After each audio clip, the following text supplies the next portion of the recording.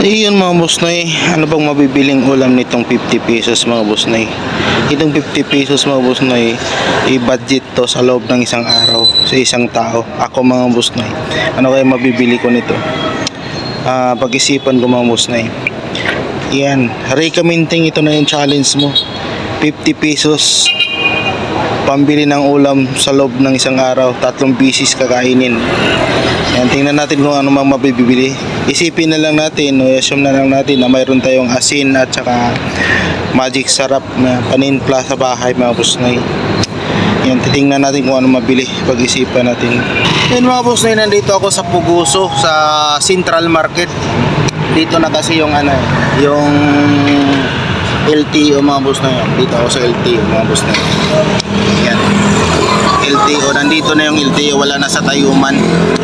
Ayan, dito ako, Puguso. Mga boss, dito tayo bibili ng ulam. Ang naisip ko, bibili ako ng 2 piraso. 2 itlog mga boss, bilhin ko. Yan. Yan ang almusal ko sa umaga mga boss, 2 itlog. Kulay. Pakbit, baka may 10 piso na balot-balot mga boss. Tapos, magkano na yun? 10, 30. Tapos ano pang madagdag malunggay. Kaso malunggay ngayon 15 na, may 15. And basta isipin na lang natin mayroon tayong sana mayroon pa ako doon luya. Mayroon tayong asin at saka yung panimpla. Isipin na lang natin may panimpla na tayo. And bibili tayo 2 pirasong itlog. Tapos pakbit. Yung pakbit na yan pwede sa tanghali at pwede sa gabi. Yan. Tsaka kung may sobra akong isda doon, parang mayroon akong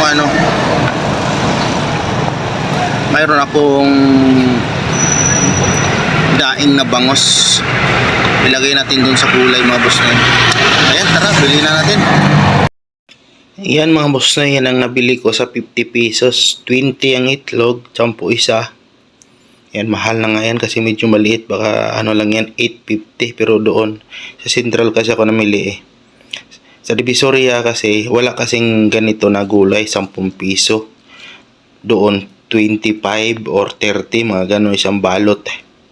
Ikulang na ako sa isang araw, puro gulay.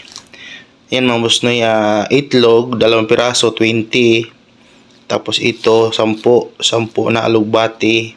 At saka itong pakbit na 10 piso din ang balot. Yan mga boss noy, kapag bumili tayo sa labas, isang ulam lang yun mga boss noy. Baka hindi pa kasya kasi ang isang order ngayon 65 to 70 na sa labas. Ayan, kung magluto talaga tayo, kung nasa bahay lang tayo, yan, magkasya yung 50 pesos sa isang tao lang din. Pero kung dalawa kayo, parang hindi Sabagay, kung gulay 50 pesos, isa lang, 3 beses kainin Yan ang challenge natin Yan, ito na kabayan recommending. Yan, ito na recommending yung 50 pesos. Pag magluto talaga tayo, ma-sure pa natin na healthy, hindi natin alam kung anong doon, nalaglag or natapon sa mga ibang niloloko to, hindi ko kasi alam niyo naman, meron talaga na hindi maiwasan na mga may nagluluto na yun, may mga alikabok or something ganon, di ba? Kung ano mga nilalagay doon, maganda talaga na tayo magluluto. Kasi parang talaga babantayan natin. Para bang jowa lang na binabantayan mo pero iniiwan ka rin. Ayan, ganun lang talaga. Ganun pa man, yan, maganda sa akin yung mga ganyan pagkain o gulay, ganyan. Itlog, lagain ko lang yun mga boss noy. Yan, lulutuin ko yung mga boss noy. Ito, tanghali ko na iulam. Ngayon, umaga, yung 2 itlog. Ayan. Basta isipin na lang natin may panimpla na tayo sa bahay, may asin, bitchin, or magic sarap mga boss noy. Yan, lutuin na natin. Yun mga boss noy, yan ang ating almusal. Almusal naman kaya marami-rami yung kanin natin. Tapos 2 itlog. Yan lang mga boss noy. Yan, samahan nyo ako lang pala. Yan, Kakain ako ng almusal kasi maya maya din labas na rin ako mag-deliver.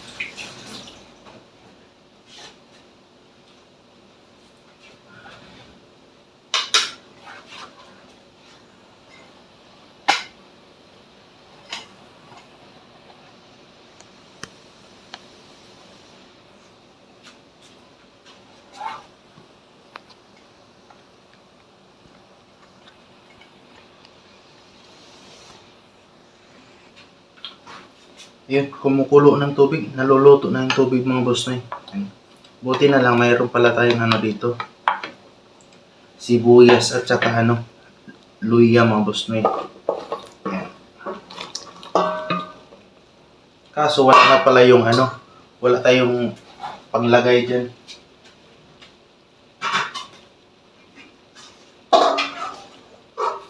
Wala tayong panghalo na tuyo o isda mga boss Noy. Mayroon naman sardinas pero wag na. Ayaw ko. Okay na ito mga boss Noy.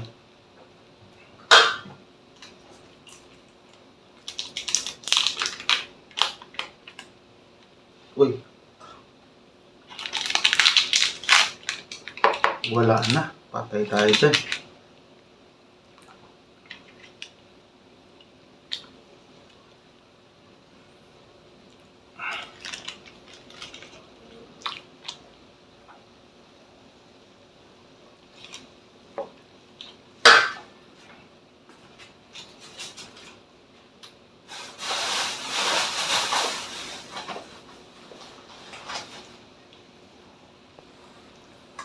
Ilagay na natin itong alugbati at saka malunggay.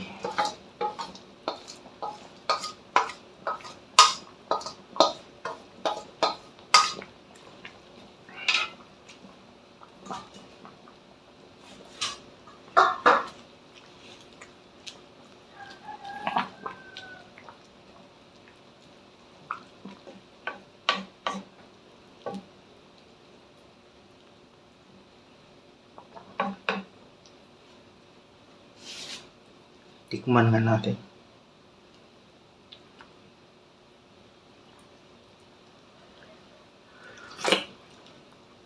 Sabaw. Sarap ng sabaw. Yan.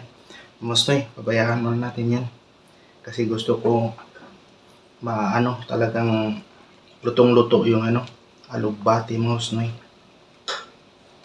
Yun mga boss Noy, luto ng ating gulay mga boss Noy. Gulay lang talaga yan, walang halo na isda. Akala ko mayroon pang boneless na bangos, wala na pala.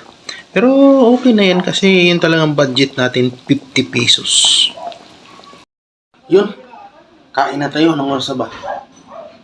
1:05 na, 1:05 na mga boss Noy. Yan, kain na tayo. May sobra pa tayo mamayang hapunan mga boss Noy. Ito yung kanin natin at ito yung gulay natin mga boss Noy. Yung gulay natin.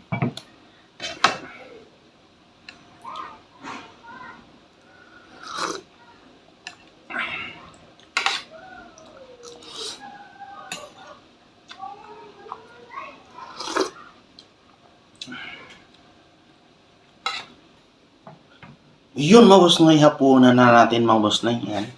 Ito na yung hapunan natin, yung kunting kanin at saka yung gulay kanina na sobra talaga mga boss Noy. Talagang budget talaga mga boss Noy. 50 pesos mga boss Noy sa loob ng isang araw ulam. Pang ulam lang. Ayan, kung bibili talaga sa labas, hindi talaga mag-asya. Isang kainan lang mga boss Noy.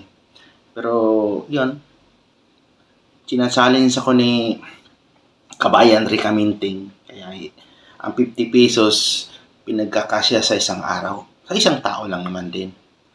Pero 100, pwede naman din. 2 tao din o 3 tao pa. Basta magluluto, lutuin sa bahay. hindi bibili sa labas. Ayun mga boss Noy, salamat sa iyong panonood at saka maghapunan na ako. Hindi na ako mag-live kasi napagod ako, galing ko sa labas. Ayan. Ayan. Na gawa ko yung challenge mga boss Noy. Yung 50 pesos na pang-ulam lang sa isang araw. And salamat po, bye. Salamat sa inyo lahat.